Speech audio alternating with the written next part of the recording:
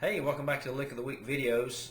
The past two videos we looked at chord progressions, understanding what they are, how to decipher a chord progression from the notes of the scale of the key you're playing in and relating that to the natural number system. For this video I thought we were going to move 9-pound hammer to a couple of other keys, but I got thinking about it this morning and it occurred to me maybe that would be better for you to work that out on your own. Just remember to use the scale for the key that you're talking about, plug in the natural numbers, and it will tell you the chord names for the chords that you need to play rhythm in these other keys. Now remember, the progression or the pattern for the chord changes won't change for 9-pound hammer. It's just the names of the chords will change depending on the key you're playing in. So work on that on your own and good luck with that. I thought what we'd do in this video is maybe include a minor chord in the progression, because especially in old-time bluegrass music we have a huge body of tunes that include what's called the 6 chord, which you'll see right here, which almost always refers to a minor chord in the progression. So instead of having all major chords like we did for 9-pound hammer, 1, 4, 5, we may have songs that have a minor chord. And by far the 6th chord is the most commonly occurring minor in traditional bluegrass and old-time music. Even in rock and country and blues, the 6th chord rules the world when we're talking about songs with one minor chord change. I'm going to play a few easy examples on the banjo for the key of G.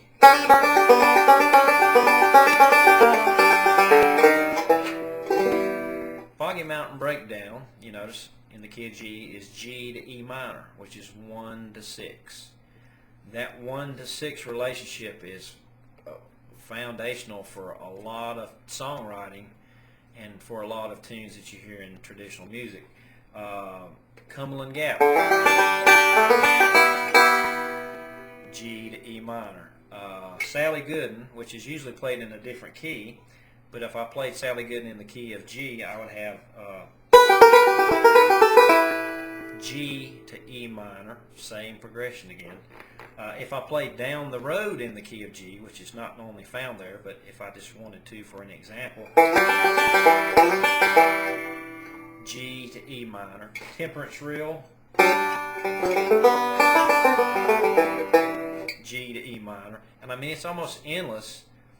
That little pattern is so important in bluegrass and old-time music. So it's one of the most important chord progression patterns that you can memorize, because there are going to be literally hundreds and hundreds of songs in different keys that have that same pattern. So we can call it the Foggy Mountain Breakdown progression or the Temperance Reel progression, whatever you want to call it.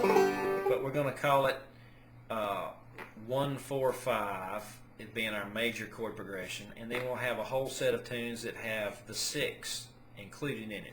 Now the pattern could be kind of skewed. It could be like Foggy Mountain Breakdown is 1 to 6,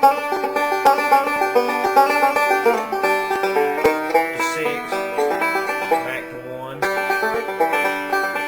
6, 1, 5, whatever. So what you'll have is the 6th chord appearing amongst the other normal major chords. So you could have a song that has 1, 4, 5, 6. You could have songs that go 1, 6, 1, 5, 1, 6, 4, 5. I mean, there could be different order for these chords, but you would always notice that G, C, and D would be your primary building block chords, and then there would be that one minor chord that sounds really good. This is also referred to as the relative minor. Relative minor. And not to go too deeply in this video, but every major scale you learn has a built-in minor. And the reason that E minor sounds so good playing tunes on the banjo like Foggy Mountain Breakdown and Cumberland Gap, Sally Gooden, whatever you play in G, the reason that E minor chord sounds so good and is so easy to find is because the E minor scale actually comes from G. So it's really easy to write tunes with the relative minor, because it's already built in anyway, so when you learn a G scale, you've already learned an E minor scale. You just don't know it yet until you practice the E minor scale separately. But when we're talking about chord progressions, it's really important that you recognize that sixth chord that appears in the progression, because that's going to be the most commonly occurring chord, minor chord, that you're going to encounter, especially when you're learning these traditional tunes.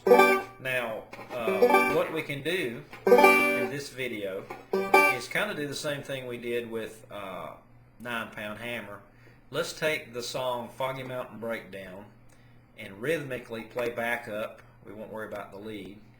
And we're going to play back up to Foggy Mountain Breakdown and move it around to a couple of different keys, remembering that the chord progression is always going to be the same, and all we have to determine is the number of beats for the chord changes, and remember to use the sixth chord as our minor. So we'll start the song off. There's our G's. Here comes E minor, back to G, E minor, G, D, G. And pretty much that's the chord progression, then everything repeats.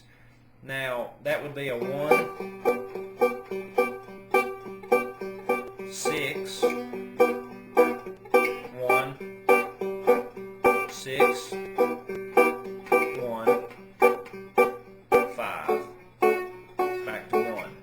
So we could condense all those changes into something that's easy to write down. We could write it as a 1, 6, 1, 5 chord progression. Now, what if we wanted to play Foggy Mountain Breakdown in another key? Well, what we do is plug that chord progression into the new scale that we're working out of, and that will tell us everything we need to know about the names of the chords. We already have determined how long each chord change lasts as far as measures, so that's the easy part. What we need to do now is move it to another key. Let's move it to the key of D. Again, you're probably not going to play Foggy Mountain Breakdown in the key of D anyway, but this is a great exercise just to help you to learn how to transpose and to use the chord progression logic. So we know what the chord progression is, and we know how long the changes last. So let's plug in the new chord names. For the key of D, our one chord would be obviously D. Alright, now when the sixth chord appears, for the key of D, that would be B minor, back to D, back to B minor, back to D. Now the A chord would be our 5 chord, back to 1. So we're still using 1, 6, 1, 5 as our primary chord progression. We've just moved it to the key of D. And again, if you want to make the entire chord shape, I'm kind of cheating a little bit doing the easy form. You can move all your fingers around, but you'll have to do some finagling. But I can play Foggy Mountain Breakdown in the key of D.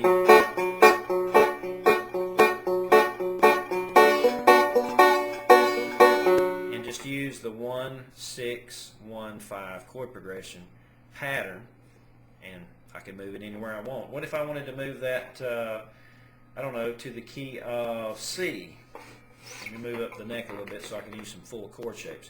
Here's Foggy Mountain Breakdown in the key of C. 1, 6, which is A minor. 1, 6, 1. Here comes the 5 chord, which would be G. Back to 1. So the same rule applies logically when we're talking about chord progressions to songs with minor chords, just like they do for major chords. So we had a 1, 4, 5 progression pattern for 9-Pound Hammer. Foggy Mountain Breakdown has a 1, 6, 1, 5 pattern. And again, that minor chord could appear in different order. It could be 1, 4, 6, 5, but you'll recognize that there's always that one minor that appears in these songs, no matter what key you're playing them in. So it's really important that you recognize this pattern of including the 6th chord in your chord progression study, and you'll have a lot of songs that you'll understand how to play and how they operate. So I appreciate it. See you next video.